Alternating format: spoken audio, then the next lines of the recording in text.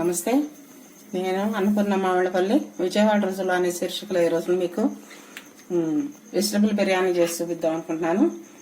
దాంట్లోకి కాంబినేషన్గా కోఫ్తా కర్రీ చేస్తాను. కోఫ్తా కర్రీ బాగుంటుంది దాంట్లోకి. తర్వాత అది ఎలా చేయాలనేది మీకు చూపిస్తాను. ముందుగా మనము బంగాళదుంపలు, క్యారెట్, బీన్స్, గ్రీన్ పీస్ ఉడకబెట్టుకొని మెత్తగా గుజ్జులాగా చితిపేసుకోవాలి. ఆ చితిపేసుకున్న దాంట్లో ముందుగా మనం కోఫ్తాలు తయారు చేసుకోవడానికి మాత్రమే నేను చెప్తున్నాను. కోఫ్తా కర్రీ రెడీ అయితే బిర్యానీ వెంటనే చేసేయచ్చు, పెద్దగా టైం పట్టదు. అందుకని ముందు మీకు ఇది ఎక్స్ప్లెయిన్ చేస్తున్నాను. దాంట్లోకి ఇదంతా చితిపేసుకున్న తర్వాత ఒక half spoon garam masala powder వేసేయాలి. తర్వాత ఒక టీ స్పూను కార్న్ ఫ్లోర్ వేసుకోవాలి. ఇది కార్న్ ఫ్లోర్ అంటే ఏదో ఒకటి బైండింగ్ లేకపోతే అచ్చంగా రాదు కనుక కార్న్ ఫ్లోర్ వేసాను. తర్వాత కొంచెంగా కొత్తిమీర. ముందుగా మనం ఉప్పు వేసి ఉడకబెట్టుకున్నాం ముక్కలు, అందుకని ఉప్పు అక్కర్లేదు, సరిపోతుంది. దీన్ని శుభ్రంగా మొత్తం కలుపుకొని చిన్న చిన్న ఉండల్లాగా చేసుకోండి. ఇది ఉండలు అయ్యాక నేను మళ్ళీ చూపిస్తాను. ముందుగా మనం ఇదిగోండి వెజిటబుల్స్ అన్ని ఉడకబెట్టి చితిమేసి దాంట్లో కొంచెం గరం మసాలా పౌడర్, ఉప్పు వేసి ఉడకబెట్టాలి. ఆ తర్వాత దాంట్లో కొంచెం గరం మసాలా పౌడర్ కలుపుకొని తర్వాతనేమో కార్న్ ఫ్లోర్ ఒకటి కలపాలి. బంగాళదుంపలు, బీన్స్, గ్రీన్ పీస్, పొటాటో, ఈ 4 వెరైటీ వెజిటబుల్స్తోనూ నేను కోఫ్తాలు రెడీ చేసుకుందాం అనుకున్నాను. ఇవి ఉండల్లాగా చేసుకోవడం అయిపోయింది. దీన్ని మనము డీప్ ఫ్రై చేసుకుందాం. ఇప్పుడు ఇది అయిన తర్వాత దీంట్లోకి మనం కర్రీ తయారు చేసుకొని పక్కన పెట్టుకొని అప్పుడు మనం బిర్యానీ తయారు చేసుకుందాం. బిర్యానీ ప్రిపరేషన్ నేను మళ్ళీ చెప్తాను. ఇది కూడా కర్రీస్ వేయించిన అయిన తర్వాత దీని ప్రిపరేషన్ కూడా మళ్ళీ చూపిస్తాను నేను.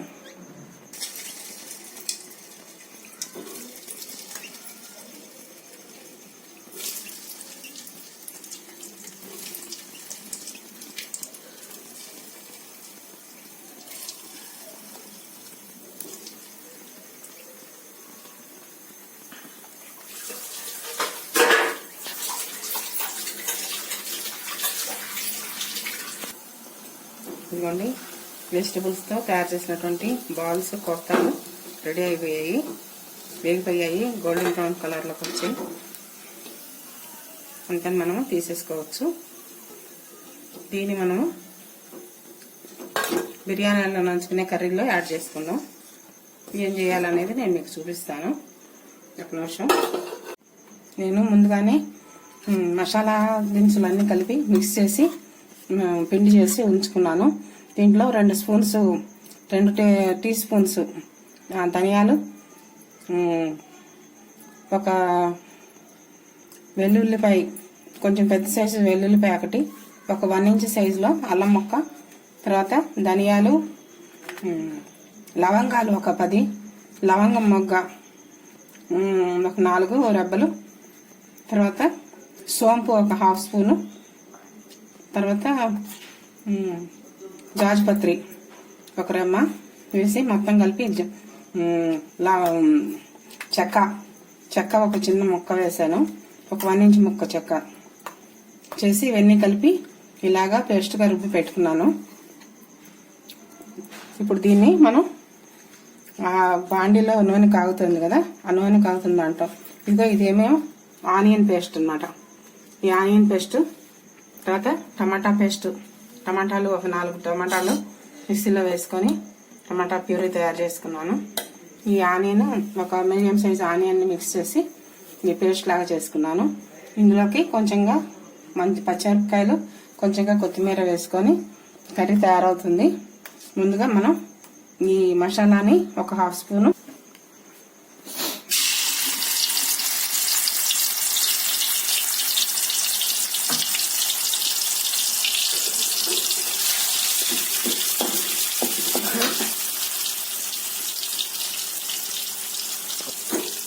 ఈ నూనెలోకి, కాగిన నూనెలోకి ఇప్పుడు తయారు చేసి పెట్టుకున్నటువంటి మసాలా ముద్దలో ఒక హాఫ్ స్పూన్ తీసి దీనికి యాడ్ చేసుకున్నాం కర్రీకి. ముందుగా నూనెలో మసాలా కనుక వేగితే ఆ ముద్ద మంచి ఫ్లేవర్ వస్తుంది.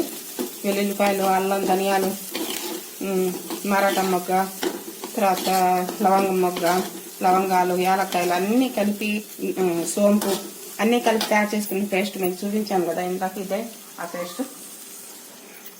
ఈ పేస్ట్ని మనం కర్రీలో వాడుకొని మిగిలింది మనం బిర్యానీకి తయారీకి ఉపయోగించుకుందాం. ఇది కొంచెం పేస్ట్ వేగిన తర్వాత మనము ఆనియన్ని పేస్ట్ లాగా రుబ్బుకున్నాం కదా, ఈ ఆనియన్ పేస్ట్ కూడా మనం దీనికి వేసుకున్నాము. ఇది కూడా పచ్చివాసన పోయేలాగా శుభ్రంగా వేయించేసుకోవాలి. మనకి అంటే ఈ కోఫ్తాలకి గ్రేవీ ఉండాలి కదా, ఆ గ్రేవీ కోసం ఇది తయారు చేస్తున్నాను అన్నమాట. పచ్చిమిర్చి, ఉల్లిపాయ పేస్ట్, మసాలా ముద్ద, ఇది కొంచెంగా వేగిన తర్వాత మనం దీనికి టమాటా జ్యూస్ని, టమాటా ప్యూరీని యాడ్ చేసుకుందాం.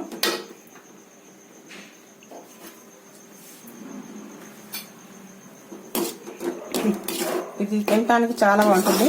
ఇంతకీ నేను అసలు విషయం చెప్పలేదు. ఇవాళ నేను చేసేటటువంటి బిర్యానీ బాస్మతి రైస్తో కాకుండా మామూలుగా మనం భోజనం చేసేటటువంటి రైస్తో తయారు చేస్తున్నాను. చాలా మంది బిర్యానీ అనగానే, జీరా రైస్ అనగానే, లేదా ఫ్రైడ్ రైస్ అనగానే ముందర బాస్మతి రైస్ వాడుకోవాలనుకుంటారు. లేకపోతే అది అంత టేస్ట్గా ఉండదు. అది వేస్తే ఆ ఓన్లీ రైస్తోనే మొత్తం ఫ్లేవర్ వచ్చేస్తుంది, బాగుంటుందని అనుకుంటారు. అది ఒక పొరపాటు అభిప్రాయం. అందుకని నేను అచ్చంగా మనం తినేటటువంటి మామూలు అంటే రేషన్ బియ్యం కాకుండా మంచి క్వాలిటీ బియ్యం తింటాం కదా, ఆ క్వాలిటీ బియ్యం వేసి నేను ఈ బిర్యానీ తయారు చేస్తున్నాను ఈరోజు. ఇదిగోండి ఉల్లిపాయ పేస్ట్ ఇదిపోయింది. ఇప్పుడు దీని పక్కన గ్రేవీ కోసం టమాటా జ్యూస్, టమాటా ప్యూరీ వేసుకుందాం.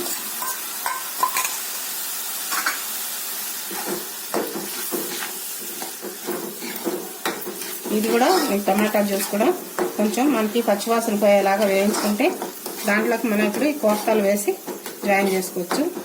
దీంట్లోకి మనం సరిపడాగా, రుచికి సరిపడాగా ఉప్పు వేసుకుందాం.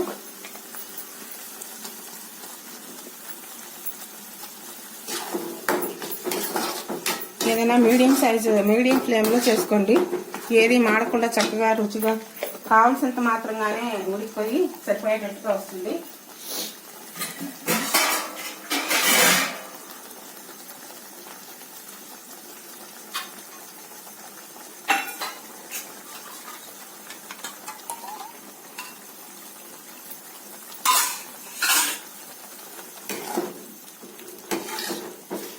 చూసారా, మసాలాతో, ఉల్లిపాయ పేస్ట్తో, గరం మసాలా పేస్ట్తో ఇది టమాటా ప్యూరీ ఉడికిపోయింది.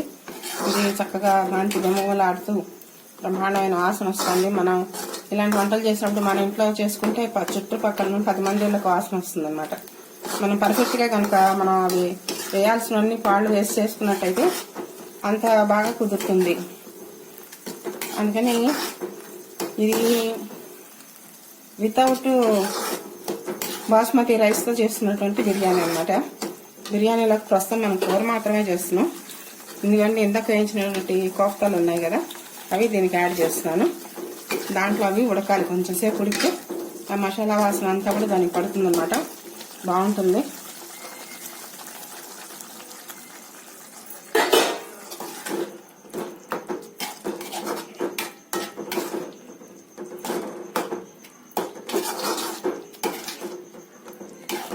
ఒక 2 నిమిషాలు వేగనిద్దాం. ఎందుకంటే కోఫ్తా కర్రీ రెడీ అయిపోయింది.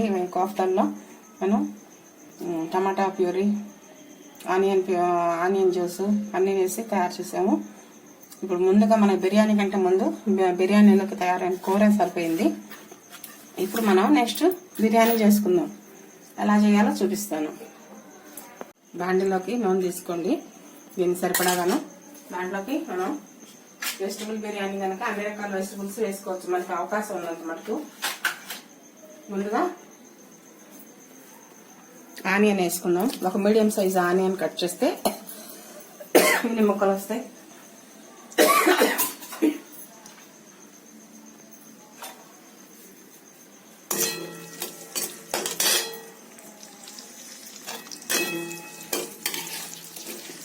ముందుగా ఉల్లిపాయలు, ఆ తర్వాత క్యారెట్ ముక్కలు, ఆ తర్వాత బీన్స్,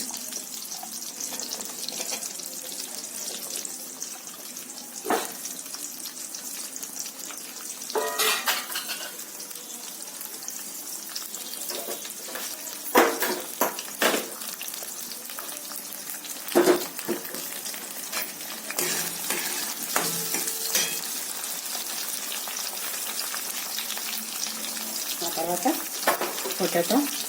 పొటాటో కూడా చిన్నది, మీడియం సైజులో చిన్నదిగా ఉన్నట్టు బంగాళదుంప తీసుకోము. ఎందుకంటే మనం చేసే క్వాంటిటీ రైస్తో పాటు ఇవి కూరలు కూడా మనకి యాడ్ అవుతాయి కనుక మనం ఖర్చు అవడాన్ని బట్టి మనం మెజర్మెంట్స్ తీసుకోవచ్చు.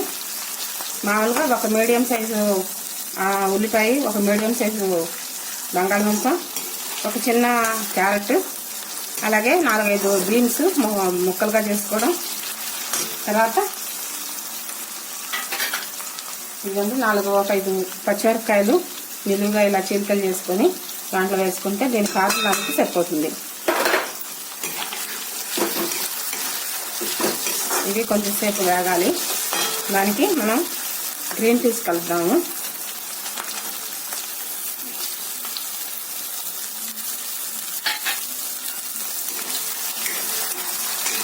ఇప్పుడు 5-6 రకాలు 4-5 రకాలు వేసుకుంటాయి కదా, దీంతో మనము మామూలు సాధారణమైన అన్నం వండుకున్నటువంటి రైస్లో మనం బిర్యానీ చేసుకొని తయారు చేసుకొని చూద్దాం.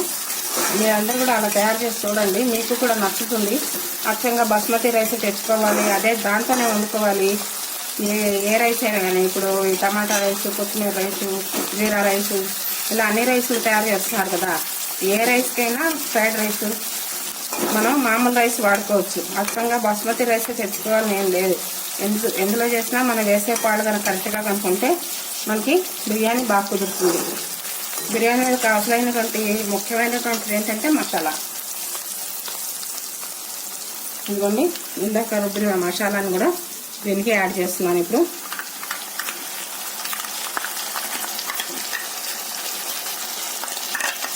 ఎప్పుడైతే మసాలా ముద్దేస్తామో అప్పుడు గుప్పు మనకు బ్రహ్మాండంగా వాసన వచ్చేస్తుంది.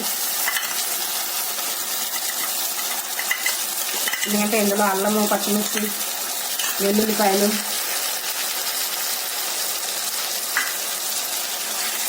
అన్నీ వేస్తాం కదా, దాంట్లో చాలా బ్రహ్మాండంగా ఉంటుంది వాసన, రుచి అన్నీ కూడా బాగుంటాయి. అందుకనే మనం దీన్ని వెజిటబుల్ బిర్యానీ అంటాం. జనరల్ నాన్ వెజ్ తినని వాళ్ళు ఇలా వెజిటబుల్ బిర్యానీ చేసుకోవచ్చు. వెజిటేరియన్స్ అందరికీ కూడా ఇది చాలా మంచి రెసిపీ, బాగుంటుంది. ఇప్పుడు మనం ఒక పావు కేజీ బియ్యం, ఈ గిన్నెతో ఒక పావు కేజీ బియ్యం తీసుకోండి. ఆ బియ్యాన్ని ఇప్పుడు ఈ వేసినటువంటి ఈ వెజిటబుల్ పేస్ట్లోకి యాడ్ చేయండి. అవి కూడా ఈ నూనెలో వేగాలి, రైస్ కూడాను వేగితేనే రుచి వస్తుంది అన్నమాట. చక్కగా పొడి పొడిలాడుతూ బిర్యానీ ఎలా ఉంటుందో అలాగే వస్తుంది. బాస్మతి రైస్తో చేసిన బిర్యానీ లాగానే చక్కగా వస్తుంది.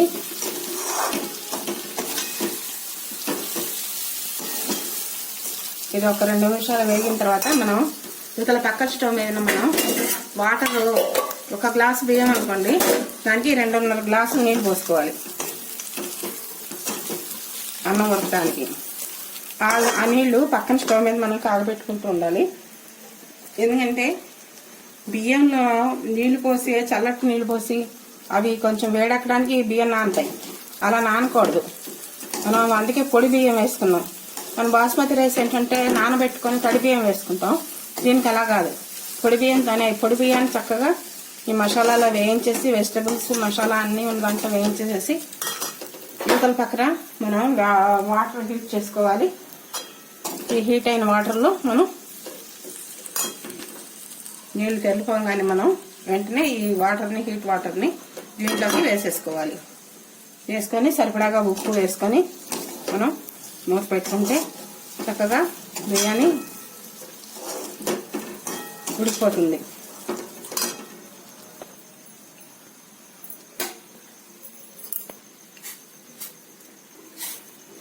ఇదిగోండి, పక్కనే ఉన్న స్టవ్ మీద కాగిన నీళ్లు ఇందులోకి పోసేస్తున్నాను. ఒక గ్లాసు బియ్యానికి గుర్తుపెట్టుకోండి, ఒక గ్లాసు బియ్యానికి 2.5 గ్లాసులు నీళ్లు పోసుకోవాలి.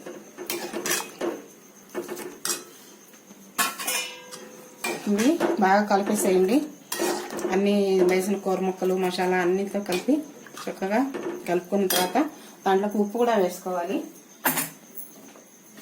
ఎందుకంటే ఇప్పుడు వేయకపోతే తర్వాత ఉప్పు పట్టదు, అందుకని రుచికి సరిపడాగా ఉప్పు వేసేసుకోండి. ఇంకా ఇవి బాగా ఉడికి చక్కగా రైస్ అంతా ఉడికిపోయిన తర్వాత నీరు లేకుండా మనం చూసుకొని తర్వాత ఏం చేయాలనేది నేను చూపిస్తాను. రైస్ వేసిన తర్వాత ఉడుకుతుంది, ఇంకా కొంచెం పలుకుంది. మరి కొంచెం సేపు కనుక మనం మూత పెట్టి కనుక ఉంచితే ఆ పలుకు కూడా పోతుంది. దీంట్లో యాలక్కాయలు వేసేస్తున్నాను పైన.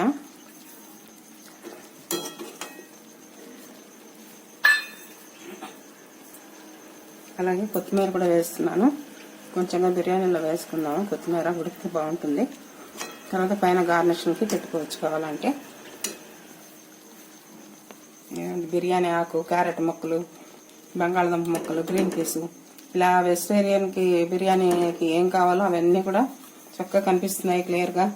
మనం ఒక రకంగా చెప్పాలంటే మన నేషనల్ ఫ్లాగ్ కలర్లో తయారైందనమాట. ఇది రెడ్, ఆరెంజ్, వైట్, గ్రీన్ ఇలాగా. దీన్ని మరి కొంతసేపు మనం మూత పెట్టి ఉంచితే ఇవన్న నీరు కూడా ఎగిరిపోయి పలుకు లేకుండా శుభ్రంగా తయారవుతుంది. 1 నిమిషం మూత పెడదాం. ఇదిగోండి, బిర్యానీ రెడీ అయిపోయింది. సర్వింగ్ బౌల్లోకి తీసుకుందాం మనం.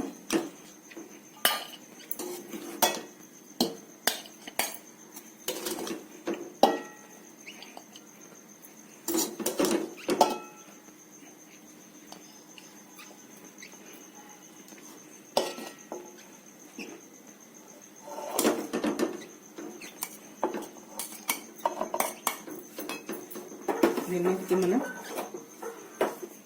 కొత్తిమీర వేసి గార్నిష్ చేసుకున్నాం.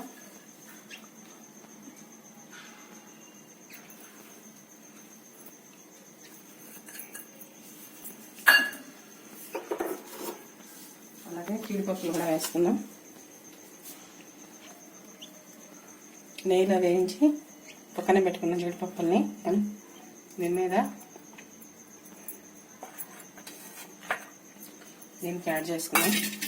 అలాగే పెరుగు, క్యారెట్, ఉల్లిపాయ, చిన్న ఉల్లిపాయ, చిన్న క్యారెట్ ముక్క, కొంచెంగా కొత్తిమీర, పచ్చిమిర్చి అన్నీ వేసి ఉప్పు అన్నీ వేసి తయారు చేసిన పెరుగుతో కలిపిన రైతా తయారైంది. ఇది కూడా మనము కర్రీతో పాటు రైతా కూడా ఎప్పుడు రైతాతో తినే అలవాటు ఉంటుంది చాలా మందికి. అది బాగుంటుందని చెప్పేసి ఎక్కువ ఇష్టపడతారు. బిర్యానీ కారం లేకుండా ఈ రైతా చక్కగా ఉంటుందని అనుకుంటుంటారు, అందుకని నేను రైతా కూడా చేశాను. ఇదిగోండి, full coloured India flag colour వచ్చింది. వైట్, రెడ్, ఆరెంజ్, గ్రీన్తో ఇలాగా కలుపుకొని చక్కగా మీరు రైతాని కూడా తయారు చేసుకోండి. ఈ కోఫ్తాలన్నీ చక్కగా జ్యూసీగా అయిపోయాయి. ఈ కోఫ్తా కర్రీ కూడా మీరు నంచుకోవచ్చు, బాగుంటుంది. ఇది బిర్యానీ బాస్మతి రైస్ కాకుండా మామూలు రైస్తో చేసిన బిర్యానీ. మీరు కూడా ఇలాగే చేసుకొని తిని ఈ రుచిని ఆస్వాదిస్తారని, మీరు ఎంజాయ్ చేస్తారని అనుకుంటున్నాను. మరి ఉంటాను.